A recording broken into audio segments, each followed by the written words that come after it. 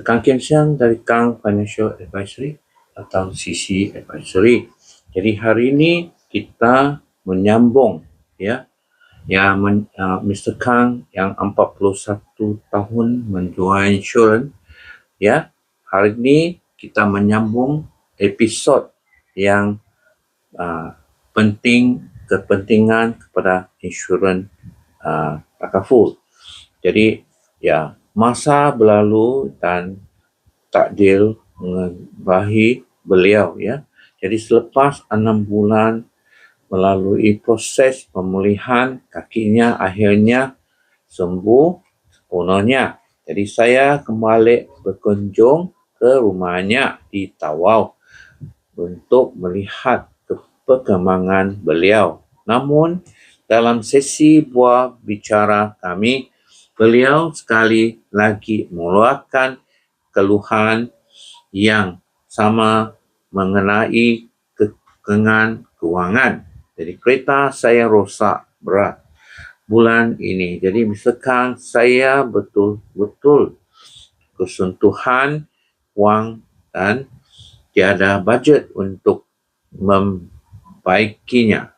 Jadi lautnya dan dengan nada pasrah ya, mendengar alasan tiada wang itu keluar lagi daripada mulut seorang ketua keluarga yang hampir kehilangan segalanya 6 bulan lalu.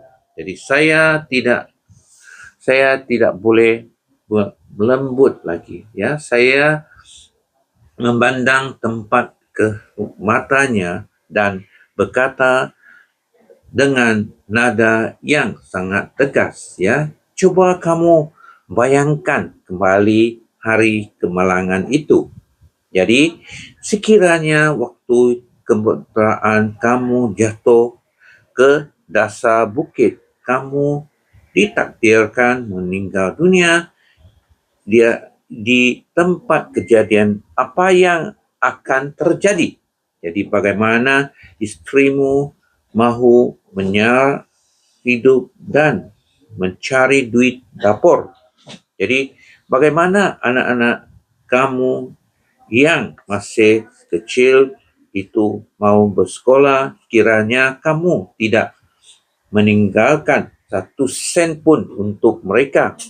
Jadi sebagai seorang suami ya dan bapa, ya mana maruah kita sekiranya kita gagal mendirikan perancangan kewangan yang kukuh demi kehilangan keluarga sendiri. Ya, jadi kata-kata itu terus menyentap ya tangkai hatinya. Jadi beliau terdiam ya, 1000 bahasa. Jadi teguran keras namun jujur itu akhirnya membuka mata beliau sepenuhnya ya. Beliau menyadari ya bahawa komitmen membaiki kereta tidak akan pernah lebih penting daripada maruah seseorang ketua keluarga dengan memastikan kelangsungan hidup warisnya. Akhirnya beliau akur dan bertekad dengan untuk mencari jalan bagi mengekalkan caruman perlindungan tersebut tanpa gagal. Ya, jadi ya pada waktu itu teknologi belum secanggih sekarang.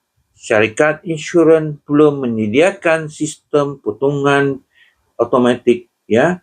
Jadi melalui akaun bank ya, mahu atau tidak setiap bulan saya sendiri yang harus memandu jauh ya, merendah jalanan ke kampungnya di Tawau semata-mata untuk mengutip wang premium RM200 ya tersebut secara tunai.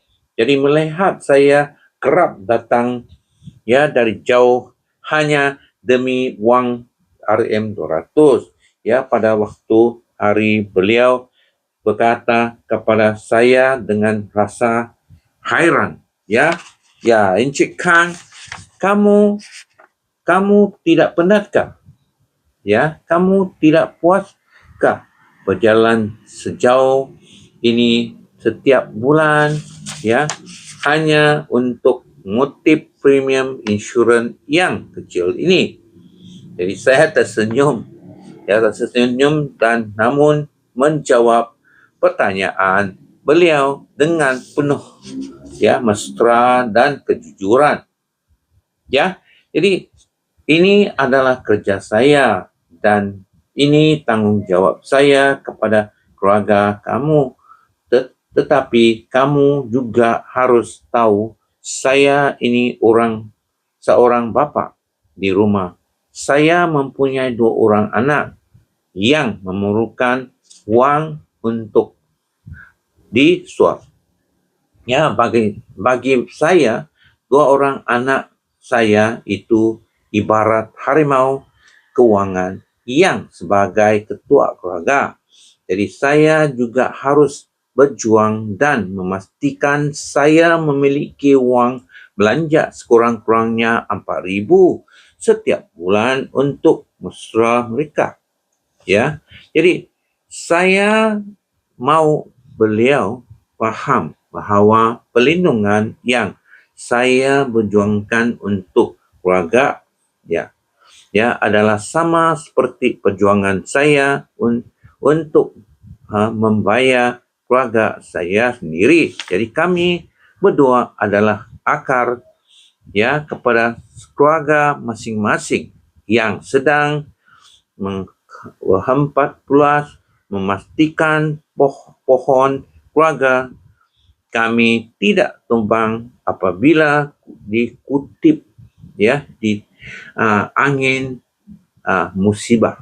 Jadi perjuangan seseorang ejen insurans bukan sekadar tentang komisen tetapi tentang amanah untuk menjaga payung perlindungan sebuah keluarga agar sentiasa terbuka.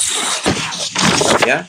Jadi sampai sini saya akan berhenti, nanti baru kita bersambung di episod lain, cerita lain. Ya, jadi jika video ini bermanfaat untuk anda, sila like, subscribe dan kongsi kepada keluarga dan rakan-rakan anda. Jadi terima kasih. Ya.